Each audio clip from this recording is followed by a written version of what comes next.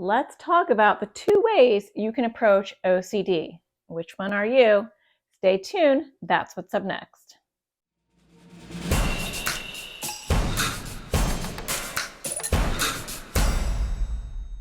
Hi, my name is Natasha Daniels. I'm a therapist and I make videos for people with anxiety or OCD. And I want to talk to you about the two types of people that I see who have OCD and try to figure out which one you are or which one you want to be. But before I get started, don't forget to subscribe, hit the bell so you get notified because I do make new videos every Thursday. Okay, so let's talk about these two different types of people. The first one is a person who is totally partnering up with their OCD. So you are, understanding what OCD wants. OCD wants you to be safe. It wants you to not be in discomfort.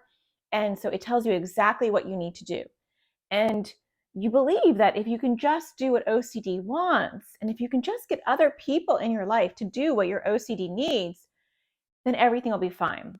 If people just stop touching this or that or doing that or saying that, or if you can avoid this, then you'll master it and you can live with the struggles that OCD wants to give you. And so you either believe the lies that OCD is telling you, or you feel like it could happen, it could be true, or you feel like, I know this doesn't make sense, but it doesn't take that much time for me to do this. Or if my family would just not touch that, do that, say that, be that, then everything would be okay. And so instead of getting angry with OCD, I'm going to get angry with everybody else who's messing up my rules that I'm doing to keep OCD happy.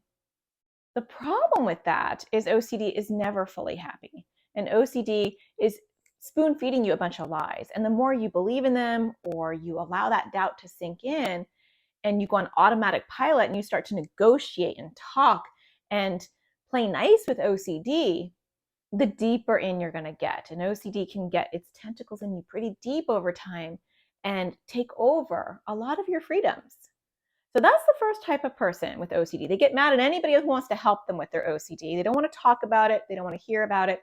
They just want people to do what they need to do in order to keep OCD happy. Is that you?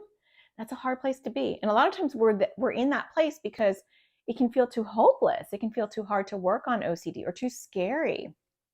Now, the other person is someone who gets that this is a disorder, that this is the doubting disease, that a big part of OCD is about facing discomfort, and that no matter what OCD themes or issues you have, whether it's a fear or a feeling, that the more you avoid the discomfort or you avoid the thing that OCD wants you to avoid, or you do the things that OCD wants you to do, the compulsions it wants you to do, you realize that that's just growing OCD bigger because you are not believing the OCD lie.